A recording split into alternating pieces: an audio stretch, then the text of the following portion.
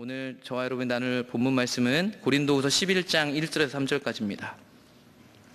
오늘 우리가 함께 나눌 말씀은요, 고린도후서 11장 1절에서 3절까지입니다. 세 절인데 제가 이렇게 읽어드리겠습니다. 원하건대 너희는 나의 좀 어리석은 것을 용납하라. 청하건대 나를 용납하라. 내가 하나님의 열심으로 너희를 위하여 열심을 내노니 내가 너희를 정결한 처녀로 한 남편인 그리스도께 드리려고 중매함이로다. 그러나 나는 뱀이 그 간계로 하와를 미혹한 것 같이 너희 마음이 그리스도를 향하는 진실함과 깨끗함에서 떠나 부패할까 두려워하노라. 아멘. 오늘 제가 여러분과 나눌 말씀은 신랑과 신부라는 제목으로 고린도후서 11장 1절에서 3절까지 말씀을 이렇게 바탕으로 하지만 이제 신약 성경에서 말하고 있는 여러 부분들을 함께 살펴보려고 합니다. 구약 성경에 보면 여호와 하나님을 따르는 백성을 무엇이라고 부르고 있냐면 언약 백성이라고 부르고 있습니다. 이 언약 백성의 개념이 구체적으로 나타나는 부분이 어디냐면 바로 출애굽기부터입니다. 출애굽기에서 이스라엘 백성들을 여호와 하나님이 구원해 주고 나서 그들을 하나님이 무엇이라고 부르고 있냐면 내 백성이라고 부르고 있습니다. 그리고 하나님이 그들에게 어떤 하나님이 되시냐면 너희의 하나님이라고 기록되기 시작합니다. 그 출애굽기 이후부터 발견되는 내 백성, 너희의 하나님이라는 말이 발견되면 이 이스라엘 백성이 하나님과 언약 관계에 있구나라는 것을 발견하게 되고요. 가다가 어느 순간에 출애굽기에서는 하나님이 그 백성을 내 백성이라고 부르지 않고 모세 네 백성 이렇게 부르는 장면들이 나옵니다. 그건 뭐냐면 그들이 언약 백성인데도 불구하고 언약을 파기한 상태에 있다라는 것들을 단적으로 보여주는 겁니다. 그래서 구약에서는 내 백성, 너희의 하나님, 이 관계가 하나님과 이스라엘 간의 언약 관계고요. 이 관계가 제대로 되고 있다면 이 내 백성으로 불리는 이스라엘 백성들은 그들을 구원한 너희의 하나님인 여호와가 누구인지 알게 될 것입니다.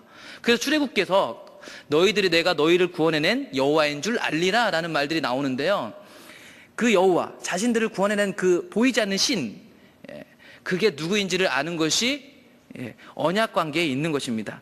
이 관계를 신약 성경에서 어떻게 얘기하고 있냐면 대표적으로 아버지와 아들, 주인과 종, 혹은 오늘 우리가 나눌 말씀처럼 신랑과 신부로 비유하고 있습니다. 여기서 나오는 신랑과 신부는 유대인들의 결혼 습관을 알아야지만 신랑과 신부가 무엇인지 분명히 알 수 있습니다. 그런데 이 구약 성경 전체를 흐르고 있는 하나님의 약속을 가장 잘 표현하는 것 중에 하나가 바로 신랑과 신부였습니다. 하나님이 어떤 분이고 그 하나님과 언약 맺은 내 백성은 어떤 정체성인지를 신랑과 신부라는 비유가 아주 잘 보여주고 있습니다.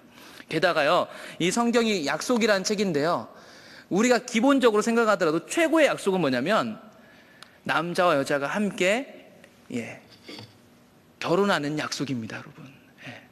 그래서 구약 내내 하나님은 아브라함 언약, 시내산 언약, 모압 언약, 세겜 언약, 수많은 다윗 언약, 언약들을 거쳐오면서 신약 성경을 통해서 예수님을 통해서 무엇을 보시냐면 최고의 약속 중에 하나인 결혼을 통해서 우리가 누구인지, 그리고 우리를 구원하신 분이 누구인지를 가르쳐주고 있습니다. 그래서 오늘 유대인의 결혼식의 문화에 빗대어서 예수님이 하셨던 여러 말씀들을 살펴보면서 신부인 우리의 정체성은 무엇이고 신랑이신 우리 주님 예수님은 어떤 일을 하고 계신지를 좀 살펴보려고 합니다. 마태복음 9장 14절 15절에 보면 이 부분뿐만 아니라 많은 부분이 그렇게 얘기를 하고 있는데 이 부분에서는 딱 직접적으로 예수님이 본인이 신랑이신 것을 드러내고 있습니다. 마태복음 9장 14절 15절 함께 보겠습니다. 그때 요한의 제자들이 예수께 나와 이르되 우리와 바리새인들은 금식하는데 어찌하여 당신의 제자들은 금식하지 아니하나이까? 예수께서 그들에게 이르시되 혼인집 손님들이 신랑과 함께 있을 동안에 슬퍼할 수 있느냐? 그러나 신랑을 빼앗길 날이 이르리니 그때는 금식할 것이니라. 금식 얘기를 가지고 얘기하는데요, 그 가운데에서 예수님이 본인을 신랑으로 표현하고 있습니다. 이 말씀에서는 예수님과 함께 있는 제자들을 혼인집 손님들로 이렇게 얘기했습니다. 오늘 제가 이제 다룰 부분이 신랑과 신부뿐만 아니라 그 결혼식 안에 참여하는 들러리, 그리고 그 결혼식 앞에 참석할 하객들, 이런 부분까지도 다 살펴볼 건데, 일단 이 말씀을 통해 본다면 예수님은 본인을 신랑으로 표현하셨습니다. 뿐만 아니라 오늘 우리가 읽었던 고린도후서 11장 2절은 정확하게 신부 표현을 하고 있는데, 보세요. 내가 하나님의 열심으로 너희를 위하여 열심을 내노니 내가 너희를 정결한 처녀로 한 남편인 그리스도께 드리려고 중매함이로다. 정결한 처녀, 예. 왜 신부라고 하지 않고 정결한 처녀라고 했는지는 이제 뒤에 가서 이제 유대인들의 결혼 습관을 보면 알 수 있습니다. 그런데 이 정결한 처녀는 정확하게 신부를 가리키고 있습니다. 예. 유대인의 이제 혼인, 결혼, 그 관계를 좀 살펴볼 텐데, 유대인의 결혼식은 이렇습니다. 먼저 그들의 결혼 전에 어떤 일들이 선행되냐면 약혼이 선행됩니다. 약혼. 예. 정혼이라고 하죠. 정혼. 결혼하기 전에 있는 약혼이 그들에게 앞서서 이루어지게 됩니다. 그런 장면들 어디 나오냐면 마태복음 1장 18절 19절에 예수님의 아버지고 어머니셨던 요셉과 마리아 관계를 보면 그들의 문화가 나오는데요. 마태복음 1장 18절 19절 한번 보겠습니다. 예수 그리스도의 나심이 이러하니라. 그의 어머니 마리아가 요셉과 약혼하고 동거하기 전에 성령으로 잉태된 것이 나타났더니 그의 남편 요셉은 의로운 사람이라 그를 드러내지 아니하고 가만히 끊고자 하여. 여러분 잘 읽어보시면 알겠지만 1장 18절을 보면 마리아가 요셉과 약혼이라고 하고 있습니다. 약혼. 이게 유대인들의 결혼이라고 하고 신부라고 하면요, 사실 우리는 지금 신부라고 할 때요, 유대인의 결혼식으로 보면 약혼 상태입니다. 약혼 상태. 근데 약혼이 우리가 생각하는 것처럼 우리나라에서 약혼하면 파혼하고 이럴 수 있는 개념이 아닙니다. 사실은 1장 18절을 보면 아시겠지만 마리아가 요셉과 약혼했다는데 뭐라고 그러냐면 동거하기 전에. 그러니까 유대인들은 약혼이라는 풍습이 있는데 이들의 약혼은 동거를 하지 않습니다. 같이 살지 않아요. 그런데 1장 19절에 보면 그의 남편 요셉은 이렇게 나옵니다. 약혼했는데 남편이라고 부릅니다. 그러니까 약혼 상태는 뭐냐면 같이 살진 않습니다. 동거 전입니다. 그런데 약혼의 법적 효력은 결혼과 똑같습니다. 우리가 생각하는. 그러니까 성경에 나오는 약혼을 우리가 생각하고 있는 약혼으로 생각하시면 안 됩니다. 유대인들의 결혼은 약혼이 선행되고 약혼의 상태는 동거 전이지만 법적인 효력은 결혼과 똑같은 구속력을 갖습니다. 그렇기 때문에 남편을 요셉이라고 부르고 있습니다. 이런 그들의 풍습은 이미 구약성경에서도 많이 나오고 있는데 신명기 22장 23절 24절에 보면 이렇게 나와 있습니다. 23절 24절에 처녀인 여자가 남자가 약혼한 후에 어떤 남자가 그를 성읍에서 만나 동침하면 너희는 그들을 둘 다 성읍 문으로 끌어내고 그들을 돌로 쳐 죽일 것이니 그 처녀는 성 안에 있으면서도 소리 지르지 아니하였으며 그 남자는 그 이웃의 아내를 욕보였음이라. 너는 이같이 하여 너희 가운데 악을 제할지니라. 예, 처녀라고 얘기하고 약혼했을 뿐인데 뭐라고 부르고냐, 그 이웃의 아내를 욕보였다고 얘기하고 있습니다. 그러니까 이들은 결혼 제도가 약혼 제도가 필수일 뿐만 아니라 약혼의 상태는 동거는 하지 않지만 같이 잠자고 같이 살진 않지만 똑같은 법적인 효력을 갖는다는 것을 알 수 있습니다. 그렇기 때문에 사실은요, 지금 예수님이 우리 신랑이라고 하실 때도요, 우리의 약혼 상태에 있는 겁니다. 법적으로는 똑같이 그분이 우리 신랑 되고 신부 되면 변하지 않습니다. 근데 우리는 아직 결혼식을 안 올렸습니다. 그분이 다시 오실 때 결혼식을 올리게 되는 것입니다. 이 신랑이 신부와 약혼을 하려면 해야 할 일들이 있습니다. 창세기 29장에 보면 야곱이 그렇게 행동했던 것들이 나오는데, 창세기부터 이들의 삶 속에, 유대인들의 삶 속에 그 조상 때부터 이들이 약혼을 할 때 치르는 그 의식들이 나오는데, 창세기 29장 18절에 보면 이렇게 나옵니다. 야곱이 라헬을 더 사랑함으로 대답하되 내가 외삼촌의 작은 딸 라헬을 위하여 외삼촌에게 7년을 섬기리다. 그러니까 외삼촌 집에서 7년 섬기는 것을 무엇으로 삼냐면 아내 라헬을 얻는 값으로 사용하고 있습니다. 그러니까 약혼하기 위해서 뭐가 필요하냐면요, 값을 치러야 됩니다. 29장 20절도 볼까요? 야곱이 라헬을 위하여 7년 동안 라반을 섬겼으나 그를 사랑하는 까닭에 7년을 며칠같이 여겼더라. 야곱이 라반에게 이르되 내 기한이 찼으니 내 아내를 내게 주소서. 내가 그에게 들어가겠나이다. 7년 품삯 일을 다 했기 때문에 이제 아내가 된다는, 그걸 얘기하고 있는 겁니다. 그러니까 아내를 얻기 위해서는, 약혼하기 위해서는 사실은 값을 치러야 됩니다. 29장 26, 27절에도 이제 우리가 잘 아는 것처럼 언니 레아를 얻는 과정에서도 7년 더 섬기는 것을 기록함으로 인해서 값을 치르는 것이 유대인들의 결혼의 필수적이라는 것을 알 수 있고요. 출애굽기 22장에 가면 이제 하나님이 이집트에서 끌어낸 후에 그들에게 율법을 주실 때도 율법에도 이런 얘기들이 나옵니다. 출애굽기 22장 16절에 보면 사람이 약혼하지 아니한 처녀를 꿰어 동침하였으면 납폐금을 주고 아내로 삼을 것이요. 이 납폐금이라는 것이 일종의 혼수금입니다. 그러니까 아내를 얻기 위한 값을 치러야 한다는 것입니다.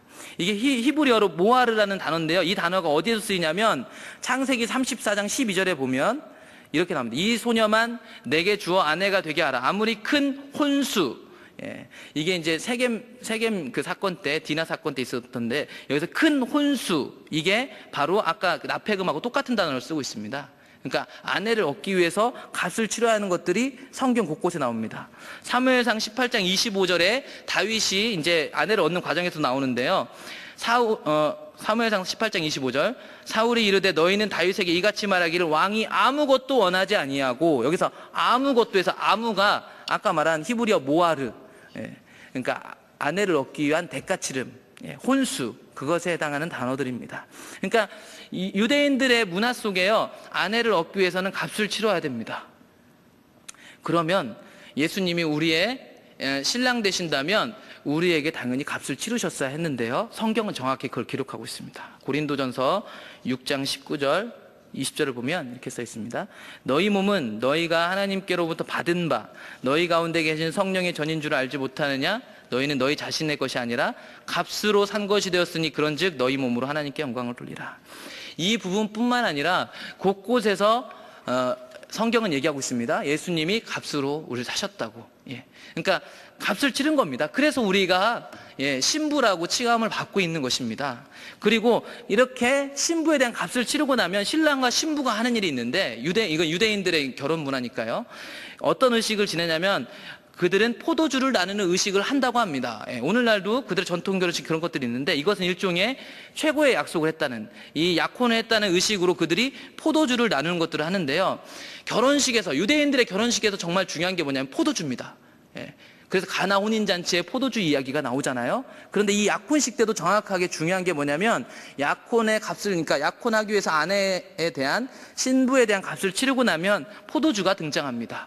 그래서 약속의 의식으로 치르게 되죠. 그리고 나서 나중에 결혼식 때 포도주를 다시금 이렇게 마시게 되는 겁니다. 근데 마태복음 26장 27절 28절에 보면 예수님이 이제 십자가에 박히기 전날에 최후의 만찬 때 제자들하고 이 잔을 나누시면서 이런 얘기를 했습니다. 마태복음 26장 27절 28절 읽어보겠습니다. 또 잔을 가지사 감사기도 하시고 그들에게 주시며 이르시되 너희가 다 이것을 마시라. 이것은 죄사함을 얻게 하려고 많은 사람을 위하여 흘리는 바 나의 피 곧 언약의 피니라. 약속의 피라고 하고 있습니다. 그러니까 약혼 관계에 있는 약속했다라는 보증, 증거로 주신 게 이 포도주 의식이었습니다. 유대인들의 결혼 문화하고 똑같습니다, 여러분. 그리고 나서 이렇게 이 약속 의식이 끝나고 나면 유대인들은 어떤 걸 하냐면 아내에게, 이제 신부에게 선물을 줍니다. 선물. 이 선물의 역할은 뭘까요? 그러니까 보통 1년에서 2년, 길게는 2년까지라는데 1년에서 2년 정도 떨어져 있는 기간 가운데 이제 보통 만나기도 하지만 이 선물의 역할은 이 약속의 징표처럼 신부에게 주는 것입니다. 그런데 정확하게 우리의 신랑 되신 예수님이 우리에게 뭘 주셨냐면 선물을 주셨습니다. 우리가 잘 아는 것처럼 선물을 뭐라고 표현하고 있냐면 성경은 성령님을 선물로 표현하고 있거든요. 사도행전 2장 38절에 보면 베드로가 이르되 너희가 회개하여 각각 예수 그리스도의 이름으로 세례를 받고 침례를 받고 죄사함을 받으라. 그리하면 성령의 선물을 받으리니. 여기 성령의 선물하니까 성령이 주는 뭐 다른 선물 같지만 다른 번역본들을 보시면 성령 자체를 선물로 표현하는 번역본들이 많습니다. 그러니까 성령님이라는 선물을 줄 거라는 것입니다. 그리고 마술사 시몬이 이제 성령을 이렇게 돈 주고 살려고 했을 때 사도행전 8장 20절에 보면 정확히 이렇게 나와 있습니다. 베드로가 이르되 네가 하나님의 선물을 돈 주고 살 줄 생각하였으니 내 은과 내가 함께 망할지어다. 정확하게 예수님이 우리에게 값을 치르시고 우리 언약의 피 의식을 자기 제자들과 가지셨을 뿐만 아니라 우리에게 약속의 표식으로, 징표로 우리에게 뭘 주셨냐면 성령을 주셨습니다. 선물을. 말씀드렸듯이 선물의 역할은 뭐냐면 이 선물을 대할 때마다 남편을 생각하는 것입니다. 그 자주 만나지 못하는 그 남편을 위한 정조를 지키려면 이 선물이 아주 중요한 역할을 했을 텐데 정확하게 요한복음에 나타난 성령님의 역할들이 정확히 그런 거였습니다. 요한복음 14장 26절 보혜사 곧 아버지께서 내 이름으로 보내실 성령 그가 너희에게 모든 것을 가르치고 내가 너희에게 말한 모든 것을 생각나게 한다. 자기의 남편이 자신에게 주었던 명령뿐만 아니라 남편을 기억하게 한, 신랑이 했던 말과 신랑의 모든 것들 생각나게 하는 역할을 이 선물이 하는데 성령이 정확하게 그 일을 합니다. 정결한 신부로 남아있을 수 있는 역할을 돕는 게 누구냐면 바로 이 선물, 성령의 역할이었습니다. 게다가 에베소서 1장 13절 14절에 보면 이렇게 써 있습니다. 그 안에서 너희도 진리의 말씀 곧 너희의 구원의 복음을 듣고 그 그 안에서 또한 믿어 약속의 성령으로 인치심을 받았으니 이는 우리 기업의 보증이 되사 그 얻으신 것을 속량하시고 그의 영광을 찬송하게 하려 하심이라. 1장 13절에 보면 복음을 듣고 그 안에서 또한 믿어 약속의 성령, 성령 앞에 약속이 붙는다는 것은요, 이 약속 관계에 있다는 걸 다 보여주는 겁니다. 성령으로 인치심을 받았답니다. 그러니까 이 성령의 선물이 하는 건 뭐냐면 도장 꽝꽝꽝 찍는 겁니다. 인친다는 게 다른 게 아니죠. 계약서에 도장 꽝 찍는 겁니다.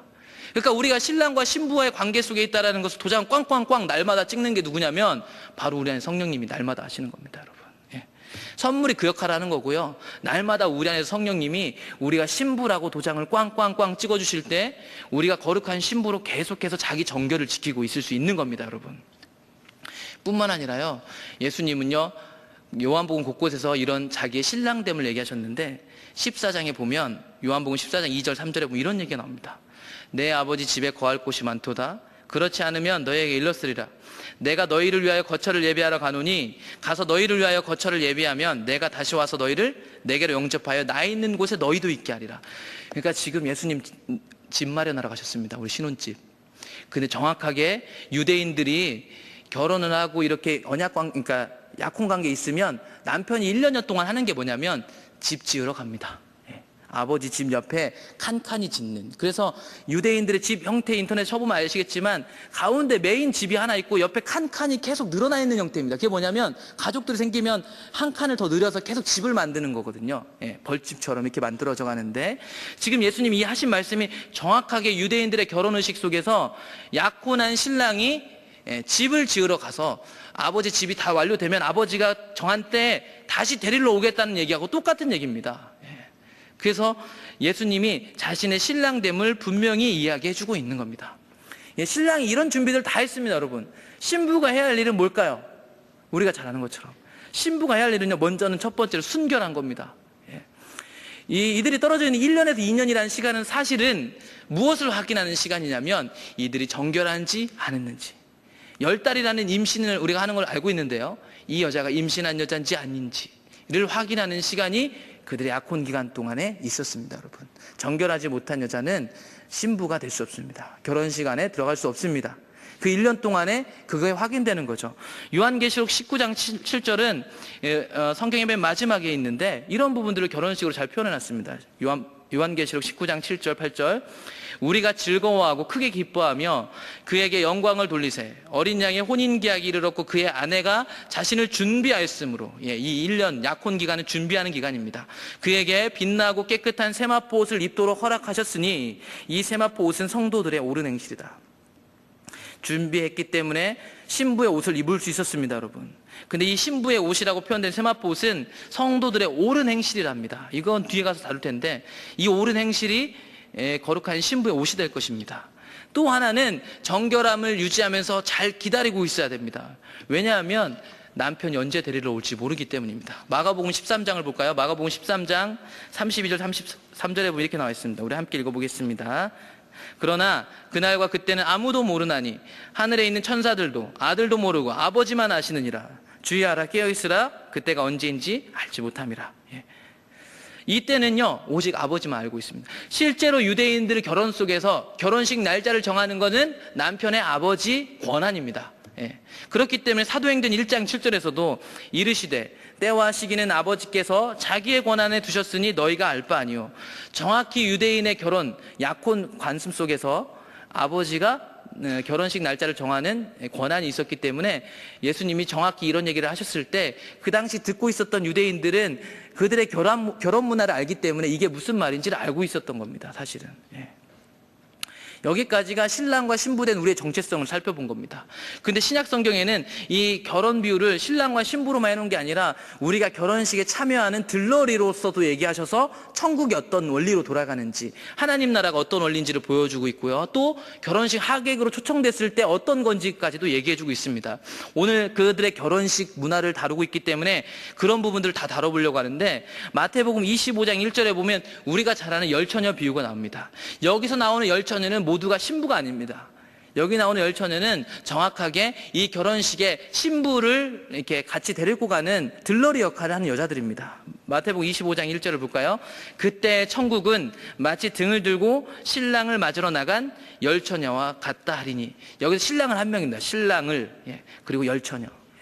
그렇기 때문에 여기 있는 열처녀는 정확하게 들러리 역할을 하는 사람들입니다. 그리고 이 비유는 어떤 얘기를 하고 싶은 거냐면 천국 얘기를 하고 싶은 겁니다. 하나님 나라 얘기를 하고 싶은 겁니다. 언약 백성이 누구고 하나님이 누구며 그 하나님이 거하시는 나라는 어떤 원리로 움직이는 것인지를 보여주고 싶어서 이 비유를 사용하고 있는 겁니다. 2절, 그 중에 5은 미련하고 5은 슬기 있는 자라. 미련한 자들은 등을 가지되 기름을 가지지 아니하고 슬기 있는 자들은 그릇에 기름을 담아 등과 함께 가져갔더니 10명 모두는 결혼식에 함께 들어갈 들러리들이고요. 이들에게 아마 등이 필요합니다. 왜냐하면 이들의 결혼식은 야간에 진행되었기 때문입니다. 그래서 이 신부가 신랑집까지 가려면 당연히 등이 필요했고, 이제 뒤에 가면 사진 하나 보여드릴 텐데 이들에게 등이 필요한 이유가 있습니다. 일단은 25장 5절을 보면 신랑이 더디옴으로 다 졸며 잘세. 근데 밤 늦게 오기 때문에 밤이 결혼식이 이제 밤에 진행되기 때문에 신랑이 더디 오는 경우가 있습니다. 그게 다 졸며 자고 있었습니다. 여기서 졸며 자고 있는 것 자체가 문제가 되고 있지 않습니다, 여러분. 왜냐하면 25장 6절에 보면 누군가가 지키고 있기 때문입니다. 25장 6절, 밤중에 소리가 나되 보라 신랑이로다. 누군가는 파수꾼 역할을 하고 있습니다, 여러분. 그래서 신랑이 온 걸 지키고 있다가 그 들러리들에게 알려주는 겁니다. 신부에게도 알려주는 거죠. 맞으러 나오라 하매 이에 그 처녀들이 다 일어나 등을 준비했습니다. 등이 필요하기 때문에. 근데 이 장면이요, 어떤 장면하고 똑같았냐면 예수님이 나중에 재림할 것을 얘기하고 있는 데살로니가전서 4장에 보면 정확히 비슷합니다. 그때를 알지 못하는데 주님 오실 때 어떨 거냐고 얘기하고 있냐면 데살로니가전서 4장 16절 이렇게 얘기합니다. 주께서 호령과 천사장의 소리와 하나님의 나팔 소리로 친히 하늘로부터 강림하시리니. 그리스도 안에서 죽은 자들이 먼저 일어나고 호령, 천사장의 소리, 하나님의 나팔 소리, 이게 시끄럽다는 거거든요. 다 들을 수 있게 이 소리가 날 거랍니다. 근데 아까 보셨지만 25장 6절에 보는 것처럼, 마태복음 25장 6절에 보는 것처럼 밤중에 오지만 주님이 나팔을 불어대십니다. 그때 이들이 일어나가지고 등을 준비하는 거죠. 그런데 이 등은 나눠 쓸 수가 없습니다. 마태복음 25장 8절, 미련한 자들이 슬기 있는 자들에게 이르되 우리 등불이 꺼져가니 너희 기름을 좀 나누어 달라 하거늘 슬기 있는 자들이 대답하여 이르되 우리와 너희가 쓰기에 다 부족할까 하노니 차라리 파는 자들에게 가서 너희 쓸 것을 사라. 냉정해 보이지만 이들은 이 등의 기름을 나눠줄 수 없습니다. 이제 보여드릴 사진 하나 보여드릴 텐데, 이 사진은 무슨 사진이냐면 지붕 위의 바이올린이라고 유대인들의 그 전통 결혼 의식이 이렇게 잘 나와 있는 영화입니다. 이게 뮤지컬로도 요즘 많이 하던데요.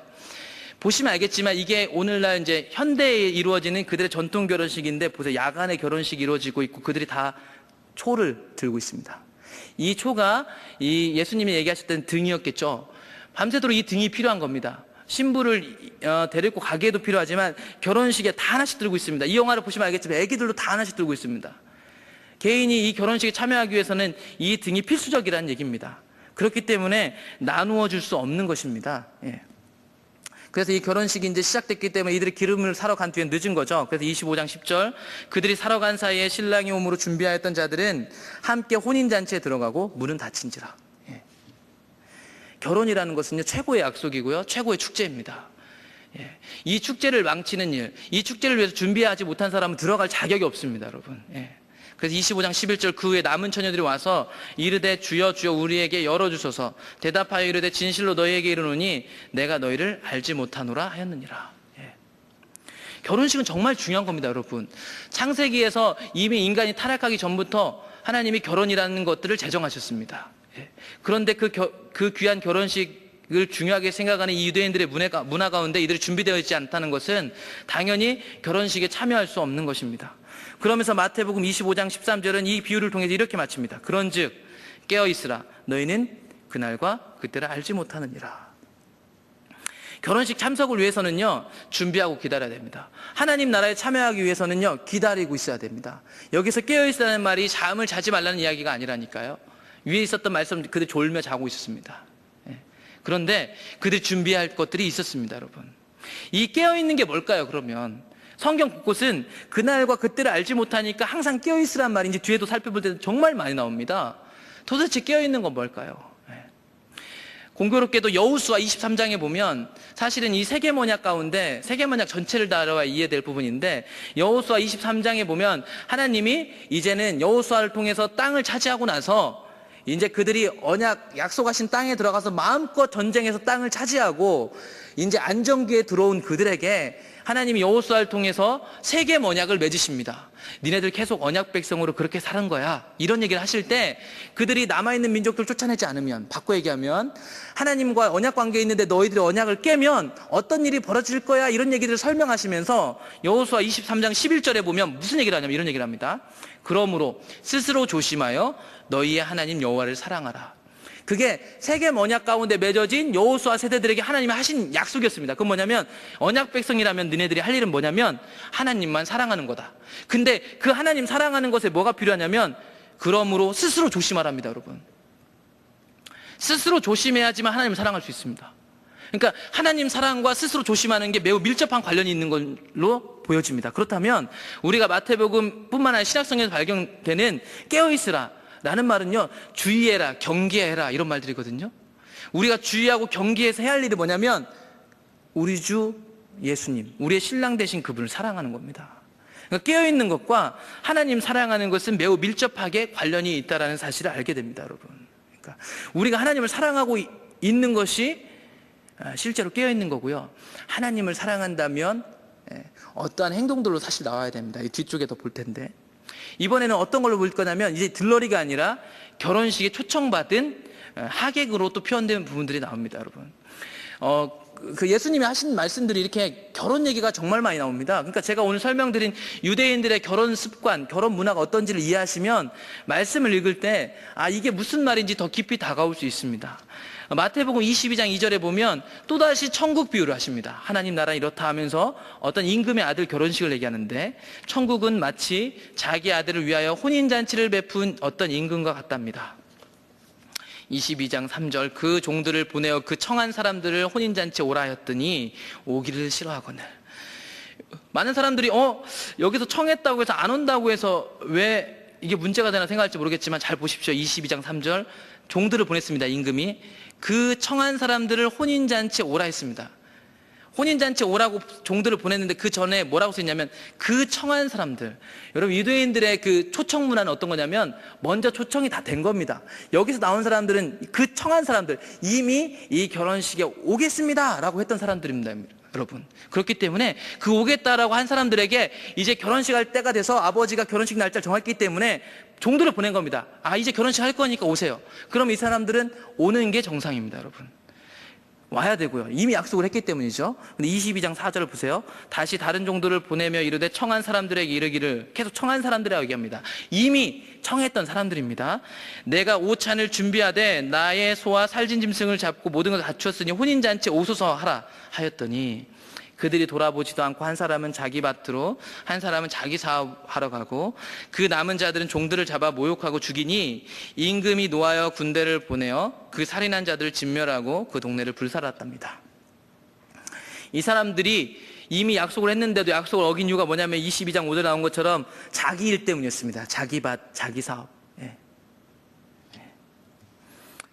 그러면서 이것 때문에 혼인잔치에, 이 귀한 결혼식 잔치에 올 사람들이 없어졌습니다. 그래서 22장 8절 이에 종들에게 이르되 혼인잔치는 준비되었으나 이미 청했던 그 사람들은 합당하지 아니하니까 내 거리 길에 가서 사람을 만나는 대로 혼인잔치에 청하여 오라 한대. 만나는 대로 데리고 오랍니다. 그 만나는 대로 온 사람이 어떤 사람이냐면 22장 10절 종들이 길에 나가 악한 자나 선한 자나 만나는 대로 모두 데려오니 혼인잔치에 손님들이 가득한지라. 악한 자도 있었고 선한 자도 있었고 다양한 사람들이 있었습니다.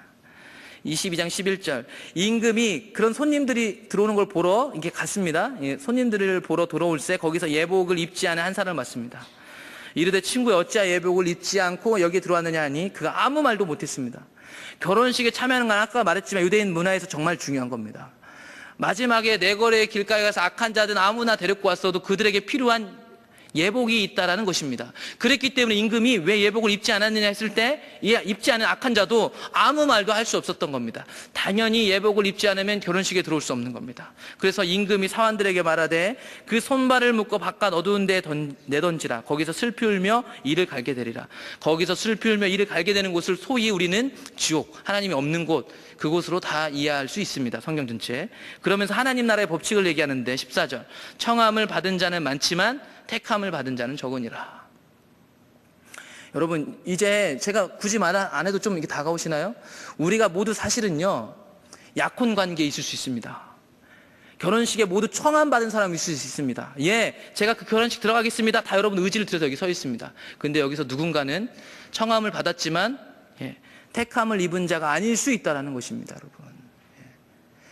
그러니까 오늘 담임 목사님께서도 얘기하셨지만 우리나라에는 예정론 이런 부분에 대해서 우리가 이해하고 있는 폭이 매우 얄팍하기 때문에 사실 이해가 마주 이렇게 쉽지 않은데, 구약 성경만 자세히 보시더라도 아까 제가 말한 언약 관계가 어떻게 형성되어 있냐면, 구약 성경 전체에 하나님이 약속을 통해서 자신을 드러내셨는데, 그분은 어떤 분이셨냐면 자비롭고 은혜롭고 노하기를 더대야 하시고 자신의 언약에 신실하신 헤세드의 하나님이다 라고 얘기하고 있습니다. 그건 뭐냐면 그분은 약속을 절대로 안 어깁니다. 그렇기 때문에 우리가 언약 관계에 있으면 우리를 이끌어 가셔서 우리를 그 약속, 그 결혼식에 합당한 신부로 만들어낼 것입니다. 이게 첫 번째입니다. 두 번째, 그런데 언약 백성인, 바꿔니까 신부인 우리가 정결하지 않으면 결혼식장에 들어갈 수 없습니다. 여러분, 이 두 가지 개념은요, 사실은 같이 설명할 수 없어요. 왜냐하면 이 성경을 보면 하나님은 분명히 이루시거든요. 그런데 우리가 발로 찰 수 있대요. 이 두 개념은 사실 같이 갈 수 없는 개념인데 성경이 얘기하고 있습니다. 이것은 하나님의 전능하심을 침해하는 게 아니에요. 하나님은 어떻게든 하시거든요. 근데 우리가 찰 수 있답니다. 이건 우리의 공로로 천국에 간다는 얘기가 아니에요. 근데 이 두 개가 같이 나온다고요. 여러분, 우리가 성경에 나오는 하나님의 사랑과 공의를 얘기합니다. 여러분, 사랑과 공의는 원래 같이 갈 수 있는 개념이 아니에요. 노아의 방주요, 사랑하는데 어떻게 노아 안의 가족 빼고 다 죽여요. 같이 갈 수 없는 개념이에요, 여러분. 근데 그게 같이 가는 게 하나님 나라의 법칙입니다. 신기하죠? 우리가 다 이미 사실은 약혼 관계에 있기 때문에 신부의 정체성을 갖고 있습니다. 그런데 우리가 결혼식장에 못 들어갈 수도 있습니다. 혹은 우리가 열처녀처럼 들러리로 들어가기로 초청받은 사람일지 모르겠지만 기름이 없으면 갈 수 없습니다. 또한 이미 청해서 제가 주님 그 결혼식장에 참여하겠습니다 라고 아무리 동의하고 외치고 슬로건을 외쳤을지라도 여러분, 우리 일로 바쁘고 우리가 예복을 준비하지 않으면 결혼식장에 들어갈 수 없습니다. 그래서 마가복음 13장 32절 33절 아까도 봤지만 34절 35절 계속해서 그러나 그날과 그때는 아무도 모르나니 하늘에 있는 천사들도 아들도 모르고 아버지만 아시느니라. 주의 알아 깨어있으라. 그때가 언제인지 알지 못함이라. 가령 사람이 집을 떠나 타국으로 갈 때 그 종들에게 권한을 주어 각각 사물을 맡기며 문지기에게 깨어있으라 명령과 같으니 그러므로 깨어있으라. 집주인이 언제 오는지 혹 저물 때 일는지 밤중 일는지 다 울 때 일는지 새벽 일는지 너희가 알지 못함이라. 그렇기 때문에 우리는 신부된 입장에서 정결한 신부로 준비되고 정결하게 기다려야 됩니다. 그런데 말씀드렸듯이 이 깨어있고 이렇게 준비하고 있는다는 것이 여전히 하나님과의 사랑의 관계 속에 있는 것입니다. 그렇기 때문에 오늘 본문 고린도후서 11장 1절부터 사도 바울이 하고 있는 얘기들이 그래서 이해되는 겁니다. 원하건대 너희는 나의 좀 어리석은 것을 용납하라. 청하건대 나를 용납하라. 내가 하나님의 열심으로 너희를 위하여 열심을 내노니 내가 너희를 정결한 처녀로 이미 신부인 상태로 약혼의 상태로 한 남편 그리스도께 드려 중매가 되었습니다, 여러분. 그런데 그렇게 중매한 상태인데 나는 뱀이 그 간계로 하와를 미혹한 것 같이 너희 마음이 그리스도를 향하는 진실함과 깨끗함에서 떠나 부패할까 두려워하노라. 그들이 정결한 신부임에도 불구하고 두려워하고 거룩한 옷을 준비하지 않거나 예식장에 합당하지 않는 사람이 될까봐 두려워한다고 얘기하고 있습니다. 이 말씀은 쉬운 성경이나 다른 공동번역 여러 성경들이 이렇게 얘기합니다. 그러나 하와가 뱀의 간교한 속임수에 넘어가 곁길로 간 것처럼 여러분의 마음도 그리스도를 향한 진실하고 순결한 데서 벗어나 더럽혀지지는 않을까 염려됩니다. 내가 염려하는 것은 마치 하와가 뱀의 간사한 꿰매 넘어간 것처럼 여러분도 미혹되어 생각이 변해서 그리스도에 대한 충성과 순결을 저버리지나 않을까 하는 것입니다. 이러면서 4절부터 무슨 얘기하고 있냐면 다른 복음 얘기하고 있습니다. 여러분, 다른 복음. 그 당시 예수님이 십자가에 못 박히고 복음이 전달되지 몇십 년 안 됐을 때입니다, 여러분. 근데 그때도 이미 다른 복음이 팽배했던 겁니다. 율법주의 복음이든지 아니면 자기 마음대로 사는 것, 어차피 구원받은 거 나는 정결한 신부니까 마음대로 살아도 된다는 것, 혹은 마음대로 살지 않더라도 몇 가지 종교의식에서 정해주는 술 먹지 않고 담배 피지 않고 몇 가지 안 하면, 그 몇 가지 안 하면 내가 거룩한 신부라고 얘기해주는 어떤 종교심들이 그들 가운데 가득했다는 것입니다. 하물며 여러분 오늘날이라고 별 수 있겠습니까? 단순히 이건 교회의 문제가 아니고요, 하나님을 알지 못하는 우리 전체의 문제입니다.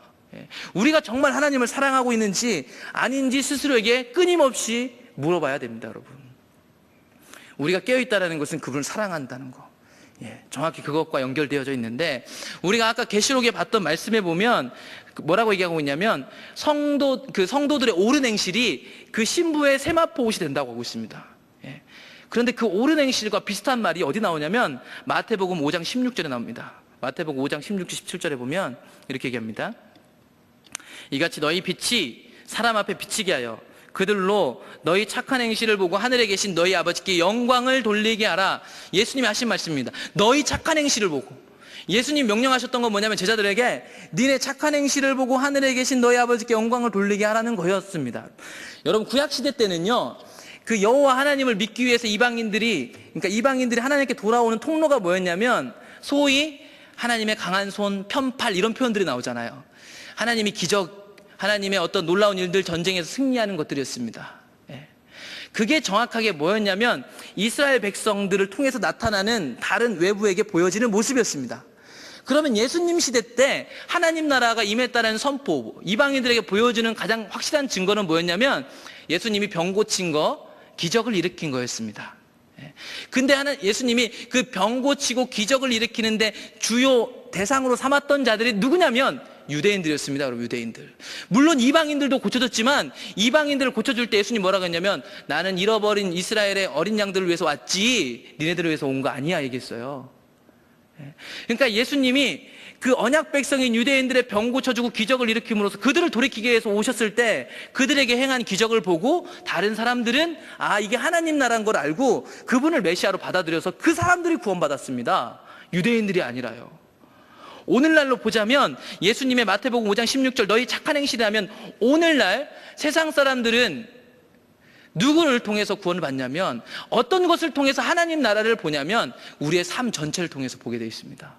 그리고 그 삶이 우리가 입어야 할 그 세마포 옷, 거룩한 행실이라고 성경은 분명히 얘기하고 있습니다. 여러분, 성경은요 언약 백성에게 하고 있는 얘기지 불신자들한테 하고 있는 얘기가 아닙니다.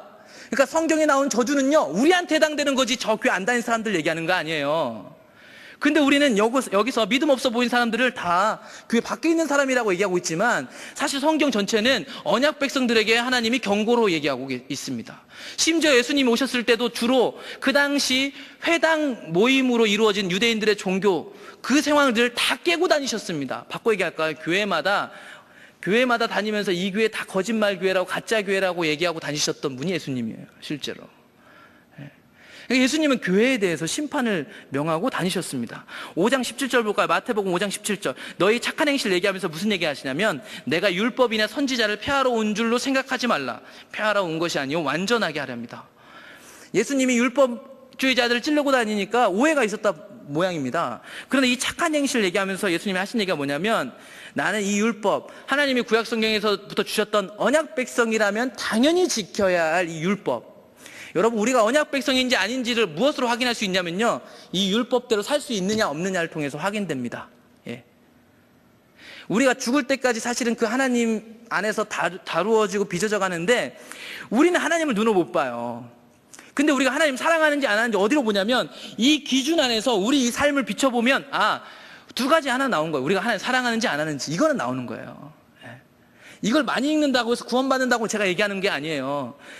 하나님이 율법을 왜 주셨냐면 율법이라는 거울을 통해서 우리가 거룩한 신부인지 아닌지 언약 백성인지 아닌지를 봐야 돌이킬 것 아닙니까? 그렇기 때문에 구약성경 곳곳에 보시면 여러분 그들이 떠났을 때 하나님 무슨 얘기하냐면 니네들이 내 언약을 안 지키고 율법을 지키지 않고 규례와 법도를 지키지 아니했기 때문에 이런 얘기들이 나와요. 심지어 구약성경 맨 마지막 말라기 4장도 보면 그러니까 내가 너희들에게 모세에게 준 율법과 명령과 규례와 법도를 지켜 행하라 이렇게 나옵니다.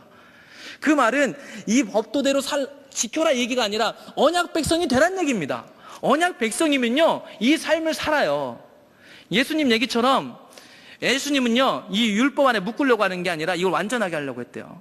성령이 오셔서 우리에게 하신 일은 뭐냐면 율법 위에 넘어서는 삶을 우리에게 하게 하십니다. 단순히 원수, 여기서 원수를 사랑하라 하면 여러분 몇 %까지 나에게 얼마만큼 해를 끼친 사람이 원수입니까? 사실 알 수 없습니다. 근데 성령을 따라 사는 사람은요 성령이 비추심으로 인해서요 원수라는 이 스펙트럼이 상당히 큽니다. 여러분 이 율법이 제시하는 정도보다요 더 높은 퀄리티의 하나님을 따라가는 실제적인 삶을 사는 것이 실제로 성도의 삶이라는 것입니다. 단순히요 이건 저는 도덕적인 것을 얘기하는 게 아니라 정말 그 하나님 사랑하는 것 때문에 나오는 실제적인 거 남한테 보여주려고 하는 게 아니라 내가 목회자이기 때문에 괜찮은 사람이기 때문에 크리스천이기 때문에 내가 세상에 잘 살아야지 이런 푸념으로 나오는 게 아니라 심지어 욕하고 화내고 까칠한 사람일지라도 정말 하나님 사랑하기 때문에 그 삶을 살아내는 사람. 여러분 예수님도 욕한 사람이었어요. 바리새인들한테 욕했단 말이에요. 교회 안에 우리가 입고 있는 그 교인 성도라는 그 옷, 가식적인 옷 그걸 벗어 던지셔야 됩니다. 여러분 우리 성격은 다 다릅니다. 하나님 우리 성품은 바꾸시지만 어떤 사람은 정말 소심하고 어떤 사람은 정말 화 잘 내고 어떤 사람은 정말 급하고 어떤 사람은 느리고 그건 어쩔 수 없어요. 근데 그것까지 감추려고 우리 거짓 옷을 입고 있습니다. 하나님이 원하시는 건요 진짜 중심으로 그분을 사랑하는 겁니다. 우리가 좀 못하고 느릴 수도 있고 어떤 사람 탁월하고 잘할 수도 있어요. 근데 정말 우리가 하나님을 사랑하고 있는지 아닌지 그게 우리 안에 더 비춰져야 한다는 것입니다. 그런데 예수님이 너희 착한 행실을 보여라. 나는 율법을 폐하러 온 게 아니라 완전하게 알았다면서 자신의 삶을 보여주셨는데 그 예수님이 세상의 빛이 되라. 너희 빛이 보여지게 하라. 이런 빛이 보여지게 하라고 했던 세상이 어떤 분야였냐면 바로 불신자들이었습니다. 그래서 예수님이 이 땅에 오셨을 때 어떤 취급을 받으셨냐면 누가복음 15장 1절 모든 세리와 죄인들이 말씀을 들어 가까이 오니 바리새인과 서기관들이 수군거려 이르되 이 사람이 죄인을 영접하고 음식을 같이 먹는다 하더라. 바리새인과 서기관들의 수군거림이었지만 예수님이 어떤 취급 당하고 있냐면 죄인, 세리들과 함께하는 사람이라고 예수님 당시 취급을 받고 있습니다. 마태복음 11장 18절 19절 읽어보겠습니다. 마태복음 11장 18절 19절 요한이 와서 먹지도 않고 마시지도 아니하며 그들이 말하기를 귀신이 들렸다 하더니 인자는 와서 먹고 마시며 말하기를 보라 먹기를 탐하고 포도주를 즐기는 사람이요 세리와 죄인의 친구로다 하니 지혜는 그 행한 일로 인하여 옳다함을 얻느니라. 이 말은 바리새인들의 그 험담이었고 오해였습니다. 그런데 여기서 맞는 말은 뭐냐면 예수님이 세리와 죄인의 친구였다라는 사실입니다. 예수님 대부분 사역은 교회를 까는 일이었고 그들이 대부분 예수님이 하셨던 사역은 누구랑 하고 있었냐면 누구에게 그분의 나라를 소유하게 하셨냐면 세리와 죄인들이었습니다. 여러분 그렇기 때문에 교회 안에는요 우리끼리 좋고 즐기는 게 아니라 하나님의 기준 앞에서 날마다 신음하고 그분의 기준 앞에서 우리가 거룩한 옷을 입는지 확인하고 혹은 우리가 거룩한 옷을 입지 않고 있다면 그분 앞에 돌이켜서 울부짖는 곳이 교회입니다. 여러분 전략적으로 모여서 울부짖고 대부분의 시간은 세리와 죄인들을 위해서 밖에서 지내는 거 우리 직장에서 우리 가정에서 우리 학교에서 착한 행실을 보이고 주님을 따라가는 삶이 실제적인 예수님이 주신 가르침이셨습니다. 여러분 열왕기상 8장에 보면 솔로몬이 성전 봉헌하면서 하는 기도가 나옵니다.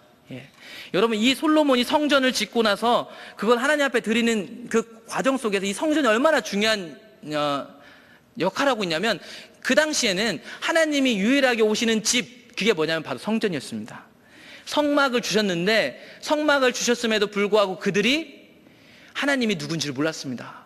성막이 있는데 하나님 백성으로 살지 않았습니다.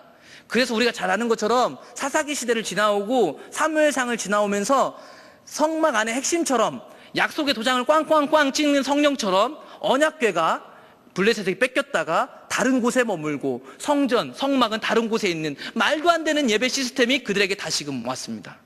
하나님이 그들 가운데 그나마 은혜로 함께 해주셨고 다윗이라는 사람을 세웠기 때문에 언약궤는 따로 있었지만 다윗의 장막, 다윗 성에다가 다윗의 장막을 지어놓고 언약궤를 옮겨왔을 때 그 예배를 받아주신 겁니다. 여러분, 그게 찬양과 경배라서 받아준 게 아니에요. 이게 시점상으로서요, 하나님 언약이 회복되게 하는 통로로 다윗이 언약궤의 중요성을 알았습니다. 하나님이 오시는 집이 무너졌기 때문에 그 무너짐을 세우는 과정에서 언약궤가 얼마나 중요한지 알았기 때문에, 이들이 언약 백성 삼기 위해서 언약궤가 다시금 회복되는 게 얼마나 중요한지 알았기 때문에 그가 다윗성에 옮겨와서 예배를 드렸습니다. 그렇기 때문에 하나님 받아주신 겁니다. 24시간 드렸기 때문에 받아준 게 아니고 찬양 드렸기 때문에 받아준 게 아니라고요. 그가 언약 백성으로 자기 정체성을 분명히 알고 있는 겁니다. 그랬기 때문에 그 예배가 24시간 드렸던 거고 최고의 예배를 드렸던 거고요. 그러니까 하나님 받았던 거죠. 그런데 그 상태로 계속 갈 수는 없는 겁니다. 왜냐하면 구약시대 하나님이 성막을 통해서 그들 가운데 함께 하셨기 때문에 다시금 성전이 필요했습니다. 그렇기 때문에 다윗이 하나님 앞에 성전 짓기를 바랬던 거고요. 그 하나님의 집을 솔로몬이 회복시킨 겁니다. 언약궤도 옮겨오고요. 그래서 솔로몬 시대 하나님이 다시 성전 가운데 임하셨다라는 것을 구름으로 임했다고, 그 제사장들이 그 하나님의 영광 가운데 이렇게 잊지 못할 정도로 임했다고 다시 얘기하는 겁니다. 그때 성전을 이렇게 봉헌하면서 솔로몬이 했던 기도를 볼까요? 열왕기상 8장 31절. 만일 어떤 사람이 그 이웃에게 범죄함으로 맹세시킴을 받고 그가 와서 이 성전에 있는 주의 제단 앞에서 맹세하거든, 약속하거든, 주는 하늘에서 들으시고 행하시되 주의 종들을 심판하사 악한 자의 죄를 정하여 그 행위대로 그 머리에 돌리시고 의로운 자를 의롭다 하사 그의 의로운 바대로 갚으시옵소서. 여러분, 성전을 통해서 기도할 때 내가 잘못했지만 무조건 용서해 주세요라고 얘기하고 있지 않고 8장 32절 주의 종들을 심판하사, 솔로몬이 이 성전을 통해서 기도할 때 바랬던 건 뭐냐면 언약 백성인 우리를 하나님이 성전 앞에 엎드릴 때 심판해 주길 바랬어요. 하나님의 기준으로. 그래서 옳은 건 옳고 옳지 않은 건 아니라고 밝혀지기를 바랬습니다. 뿐만 아니라 33절 볼까요? 33절. 만일 주의 백성 이스라엘이 주께 범죄하여 적국 앞에 패하게 되므로 주께로 돌아와 주의 이름을 인정하고 이 성전에 주께 기도하며 간구하거든. 열왕기상 8장을 잘 읽어보십시오. 단순히 전쟁에서 지고 언약 백성인데 수치를 당하니까 하나님 도와주세요, 고쳐주세요 하면 고쳐주겠다고 하나님한테 약속하는 기도를 지금 솔로몬이 하고 있는 게 아니라 뭐냐면, 우리가 세상에서 힘든 일 당하고 어려울 때 그것이 만약에 우리의 범죄함이라면 범죄함을 깨닫게 해주세요, 이렇게 기도하고 있는 거예요. 그러니까 교회는 우리가 우월감을 가지고 오는 데가 아니라 하나님 앞에 철저하게 완전 빨가벗은 것처럼 다 드러나서 그분의 심판을 기다리는 곳이 교회입니다, 여러분.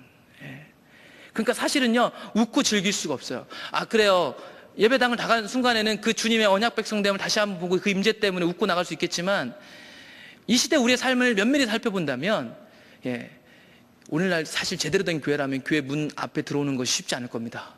우리가 실제로 진짜 성도라면 하나님 교회 앞에, 예배 앞에 서는 것이 우리의 삶을 돌아볼 때, 왜냐하면 우리의 삶이 마치 적국 앞에 패한 것 같고요, 엄청난 진노 앞에 놓여 있는 것 같거든요. 구약에서 말하는 하나님의 진노들을 다 받고 있는 것 같습니다, 이 시대에. 근데 우리는 교회 와서 아무렇지도 않게 예배할 수 있고, 아무렇지도 않게 찬양하고, 아무렇지도 않게 나가서 밥 먹고, 아무렇지도 않게 우리끼리 잘하고 있어라고 얘기를 하고 있습니다. 정말 우리가 잘하고 있는 걸까요? 8장 35절. 만일 그들이 주께 범죄함으로 말미암아 하늘의 문이 닫히고 비가 없어서, 그 당시에 이제 그들에게 임하는 저주들을 얘기하는 겁니다. 근데 이 저주가 그들은 그냥 오는 게 아니라는 것을 얘기하고 있습니다. 자기네들이 범죄함으로. 그렇기 때문에 성전에서 기도할 때 그들이 간절히 바랬던 건 뭐냐면 그들이 심판받기를 원했다는 것입니다, 여러분. 교회 안에 나약하러운 기준 앞에, 하나님 앞에 자신이 낱낱이 들춰지기를 바랬다는 것입니다. 그래야지만 돌이키죠, 여러분. 여러분, 우리가 오늘 신랑과 신부를 통해 제가 보려고 했던 거는 신부의 아름다운 모습이 아닙니다. 우리가 진짜 신부인가를 물어보고 싶었던 겁니다. 여러분, 우리가 진짜 신부일까요? 우리를 진짜 신부 삼으셨어요, 주님은. 우리 안에서 지금도 우리에게 진짜 신부라고 얘기하시네요. 그런데 여러분, 우리가 이 말씀에 비춰서 우리의 삶을 면밀히 살펴봅시다. 아무도 보지 못하는 내 중심까지 다 이 말씀에 비춰서 우리가 거룩한 신부인가요? 아니에요. 여러분, 이 시대에 실제로요, 교회와 저를 포함해서 우리가 남들보다 조금 더 예배를 길게 드릴지 모르겠어요. 그래요. 제가 볼 때는 포도나무 교회와 세물교 선교회 사람들은 그래도 좀 달라요. 그런데요, 이 정도 다름이 하나님 보시기에 어느 정도 차이로 느껴질까요? 성경에 보면요, 아예 하나님 떠난 사람이나 지금 이 시대 우리의 삶을 비춰보세요. 여러분 삶 잘 보시라는 얘기예요. 이 정도 삶을 사는 우리나 하나님 보시기엔 똑같아요, 여러분. 어차피 이 옷까지는 못 들어간단 말입니다, 여러분. 여러분, 제가 어떤 도덕적인 걸 얘기하는 게 아니에요. 우리의 삶을 보면 우리 하나님 안 사랑해요. 하나님 사랑한 척 하지 마세요. 우리 하나님 사랑하지 않습니다. 하나님 사랑하지 않으므로 가슴 찢어져야 돼요. 근데 왜 찢어지지 않을까요? 왜 교회는 우리가 하나님 사랑하지 않고 있는데도 왜 자꾸 하나님 사랑한다고 얘기하고 있을까요? 여러분, 솔직해지자고요. 우리의 삶을 보자고요. 제 삶을 볼게요. 이 시대에 하나님 좀 따라가려고 애쓰는 젊은 목회자가 이 정도라면 이 시대 말 다 한 겁니다, 여러분. 우리가 이 정도예요. 우리가 살 길은 돌이키는 수밖에 없거든요. 그건 주님께서밖에 하실 수 없어요. 다만 우리가 할 수 있는 건 이 말씀에 비춰보면 우리가 거룩한 신부가 아니라는 사실을 좀 알 수 있단 말입니다. 그러면 우리끼리 기뻐할 수가 없는 거죠. 우리끼리 여기서 그래 괜찮아, 하나님 나라가 확장돼가는 이렇게 얘기할 수 없는 거죠. 다만 성경에 보면 주님은 불신자들과 함께 하셨습니다. 교회에서 자기네들끼리 잘한다, 하나님 나라를 안다라고 얘기했던 사람과 어울리지 않고 저 세상으로 나가서 불신자들과 그들과 씨름하면서 처참하게 살아가셨습니다. 예수님은. 우리가 어디 있어야 할까요, 여러분? 어디 계십니까? 우리가 고상한 듯 교회에 많은 기도 자리를 차지하고 기도하는 건 정말 중요할지 모르겠습니다. 그런데 정말 우리의 삶이, 착한 행실이, 우리의 삶 전체가 우리의 세상, 불신자들, 우리의 직장, 우리의 잘 믿지 않는 자녀들에게 보여지고 있나요? 안 보여지고 있다면 우리가 더 절박해져야 한다는 것입니다, 여러분. 마태복음 24장에 보면 마지막 때에 대한 얘기들이 나오는데, 이 말씀 또한 제가 말씀드린 것처럼 언약 백성, 우리한테 하고 있는 얘기지 불신자들한테 하고 있는 얘기가 아니었습니다. 마태복음 24장 36절. 그러나 그날과 그때는 아무도 모르나니 하늘의 천사도 아들도 모르고 오직 아버지만 아시느니라. 노아의 때와 같이 인자의 임함도 이러하니라. 홍수전에 노아가 방주에 들어가던 날까지 사람들이 먹고 마시고 장가들고 시집가고 있으면서 홍수가 나서 그들을 다 멸하기까지 깨닫지 못하였으니 인자의 임함도 이와 같으니라. 그때 두 사람이 밭에 있으면 한 사람은 데려가고 한 사람은 버려둠을 당할 것이요, 두 여자가 맷돌질을 하고 있으면 한 사람은 데려가고 한 사람은 버려둠을 당할 것이다. 여러분, 여기에는 한 사람은 언약 백성이고 한 사람은 언약 백성 아닌 사람일까요? 아니요. 똑같이 청함을 받은 사람입니다. 근데 한 사람은 택함을 받은 사람이고 한 사람은 택함 받지 못한 거죠. 하나님의 택함은 하나님만 아십니다. 그런데 그 하나님의 택함은 우리가 날마다 성령을 통해서 확인되어집니다. 우리의 삶을 보면서 말씀에 비춰지면서 우리 눈으로 봐집니다. 우리의 삶의 현장에서. 그래서 우리가 택함 받은 사람인지 아닌지 날마다 보아집니다. 그걸 보면서 살아가는 정도가 우리가 해야 할 정도고, 주님의 은혜를 구하며 그 앞에 엎드리는 것입니다, 여러분. 마태복음 24장 42절. 그러므로 깨어있으라. 어느 날에 너희 주가 임하는지 너희가 알지 못함이니라. 여러분, 우리는 거룩한 신부로 이미 유대인의 결혼법에 의하면 그분에게 신부입니다. 법적으로 이미 신부입니다. 그게 칭이죠, 사실은. 그런데 주님이 오실 그 1년이라는 기간, 언제 오실지 모르는 그 기간 동안에 우리의 정결한지 안 정결한지가 드러날 것입니다. 만약에 우리가 정결하지 않으면, 혹은 기름을 준비하지 않은 들러리 같다면, 혹은 예복을 준비하지 않은 사람이거든, 혹은 청함은 받았지만 지금은 교회 안에서 심지어 목사가 돼서 저는 주님을 따라갑니다 얘기하고 있을지 모르겠지만 자기 일로 바쁘고 하나님 나라의 일에 관심이 없으면, 세리와 죄인들을 향한 실제적인 착한 행실이 보여지지 않는다면, 여러분들의 눈으로, 여러분 중심으로 보여지지 않는다면 우리는 결혼식에 들어갈 수 없습니다. 여러분, 이 시대 우리 현실들이 비춰졌으면 좋겠습니다. 우리의 강한 어조나 기도로 우리가 하나님 안 떠났습니다 우기는 것이 아니라 자연스럽게 우리가 언약 백성이라는 것을 느낄 수 있을 때가 왔으면 좋겠습니다. 다만 안타까운 건 이 시대 우리가 하나님을 천리만기 떠났다라는 것입니다, 여러분. 그것 때문에 다 돌이키지 않으면, 니느웨 백성들이 했던 것처럼 다 돌이키지 않으면 우리에게 희망이 없습니다. 우리가 하나님을 다 떠나도 하나님은 그 결혼식을 준비하고 계실 거고, 우리가 이 땅에 한국교회가 다 망해도 하나님은 하나님 일을 하실 수 있습니다. 우리가 힘 모아서 우리끼리 으쌰으쌰 안 해도 하나님은 다 하셨고, 성경에 보면 구약성경 때 항상 다 망해갈 때 하나님은 가장 큰 일을 하셨습니다, 여러분. 예. 그런 하나님의 일로 이루어질 수 있도록, 그리고 그 일 가운데 우리의 목적을 알고 우리의 정체성을 알고 이 땅의 삶이 우리에게 어떤 삶으로 주어졌는지 좀 아시고, 종교심으로만 주님을 믿어서 죄책감이나 눌림이나 집착하지 마시고 우리의 삶을 누리시고 주님 안에서 자유함을 누리시는 저와 여러분들에게 축복합니다. 찬양하고요, 기도하겠습니다.